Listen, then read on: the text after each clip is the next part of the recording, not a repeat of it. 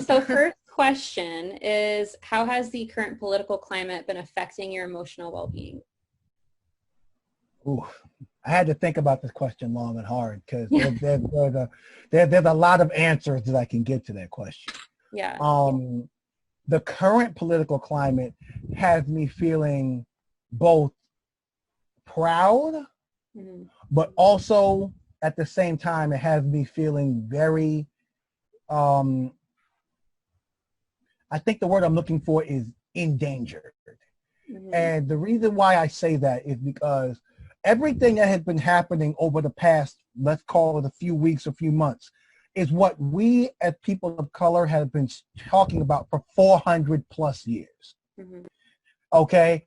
And for it to take literally a racist white cop putting his knee on an innocent black man's neck for 8 minutes and 46 seconds, where the last 2 minutes and 43 seconds, the man was probably dead. Right. And it was live and in color for all of us to see. That became the catalyst of what we had been speaking on for 400 plus years. And if anybody really wants to get technical, I would say we've been talking about this for 500 plus years because the transatlantic slave trade started in 1619. So if you really want to be technical, we've been saying this for longer than even that. So the current political climate has been upsetting. Mhm. It's also been a moment where I had to sit back and realize the pride of who I am as a young black man. Because at any given moment, and this is just the saddest part of all this, that could have been me. Yeah. That could have been that black or brown, excuse me, king or queen out there. Could have been any one of them. And the worst part about it is, it doesn't matter what age you are at this point. I just recently saw a video of a 12-year-old boy being manhandled by 3 police officers at a public pool. Mhm. Mind you, it was after hours, but the policeman's job was to call that boy's parents. Why are you handling him like he did something wrong? Right. But you call the boy's parents to have the boy's parents come get him. You put him in handcuffs and you rough that boy up, and then you got somebody shining a phone in your face, and the only thing you can do is literally look at him and take this boy and keep manning. What's wrong with you? Mhm. Like, seriously. Mhm. So, that's where the anger comes in, because it's almost like no matter what we are doing, no matter all the marching, the tearing down of the Confederate and racist statues across the country and the world, no matter what we've been doing, it seems like there are still so many closed-minded people. And this is why the movement that has been happening is so powerful, because this is us telling you enough is enough. Yeah.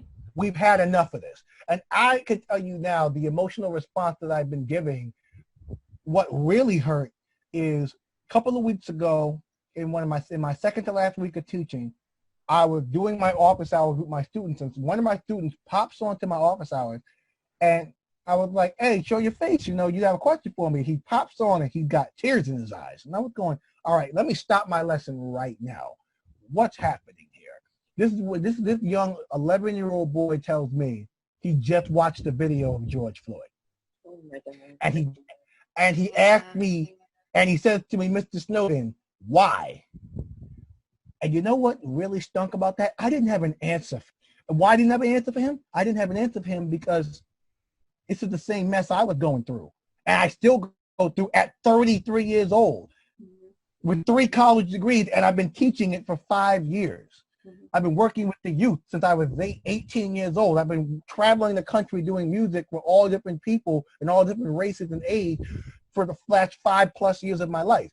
Yet, I don't have an answer for a 12-year-old boy about why on earth this man was just choked to death by someone's knee on live television for us to all see.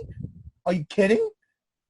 That is where it hit home the most for me, because I realized more and more how it's affecting the youth of our country. Mhm. And they're the future of our country. They're the future. I implored my students, I need you all to do me a favor. Everything we've been doing hasn't really worked. I need you all, as the young leaders of this country and of this world, to come up with another way, because clearly what the hell we've been doing hasn't been working. Because had it worked, George Floyd would still be alive. Breonna Taylor would still be alive. Ahmaud Arbery would still be alive. Trayvon Martin would still be alive. Sandra Bland would still be alive.